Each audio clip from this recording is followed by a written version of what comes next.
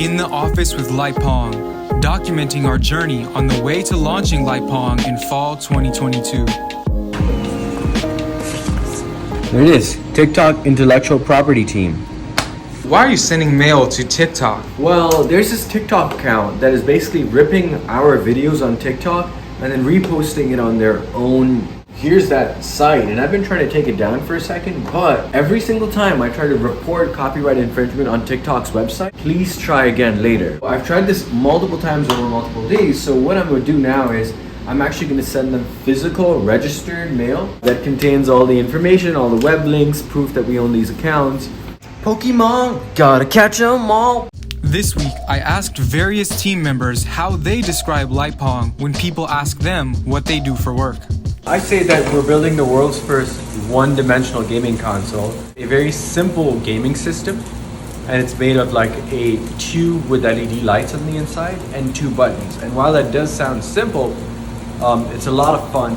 And what we've done is we've turned it into a platform, right? So it's both a party game system, so it's very easy for anyone to kind of dive in and play.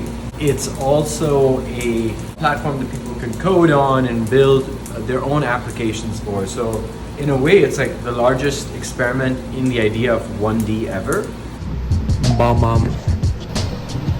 You listen to this while you code? Sometimes, yeah. It's on my coding playlist. What are your feelings on coffee? My feelings on coffee. I drink it.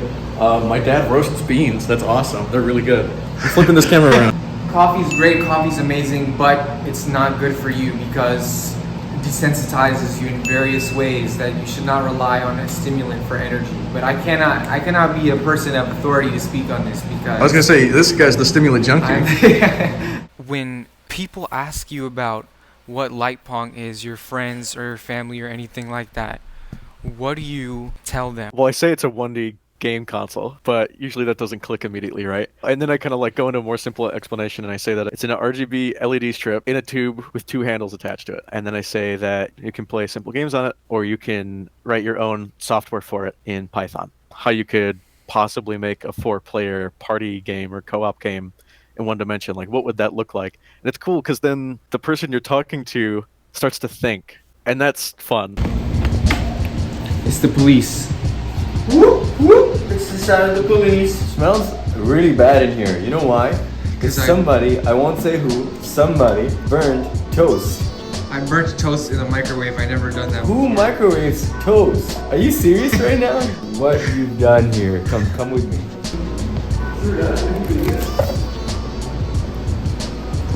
This, you did this like 10 minutes ago. This looks dehydrated. No comment. It's so weird describing my job to people where I'm like, oh yeah, I'm in a virtual office, and like explicitly say is like, right now I'm working on the mobile app experience for like a virtual console, like a new product. And that usually like piques like their interest. But with like friends and family who know what I'm doing, they like definitely want to see what I'm making. It's hard to be like, oh, it's actually coming out like at the end of this year. So you won't be able to. It kind of like prevents you from showing it. Satish is a friend of the founder Akib. I asked him to explain Light Pong in his own words. Everything has gone digital and we're always like, away from each other, but Light Pong kind of brings you to an in-person experience without having to think too much. I say the world's first one-dimensional game console. Is that really what you say? It is. It is what I say. And it isn't what I used to say. I used to be like, oh, I'm creating this like glowing tube toy. But what Light Pong is not just the hardware. Light Pong is more than the hardware. And while it was easiest to explain like the very basics of what it was, now that's no longer like representative of what we are. It's like if somebody asked you to describe what your Mac is before computers were invented, like the context around us has changed. There's not a lot of stuff to compare it to. It's a great thing for us, but it's also a slightly annoying thing because people have no point of reference to wrap their mind around exactly what is going on here. But it's cool because we're exploring new territory. Ooh. Let us know any random thoughts you have about this video in the comments below. How do you tell people what you do for work when they ask you? We read all our comments.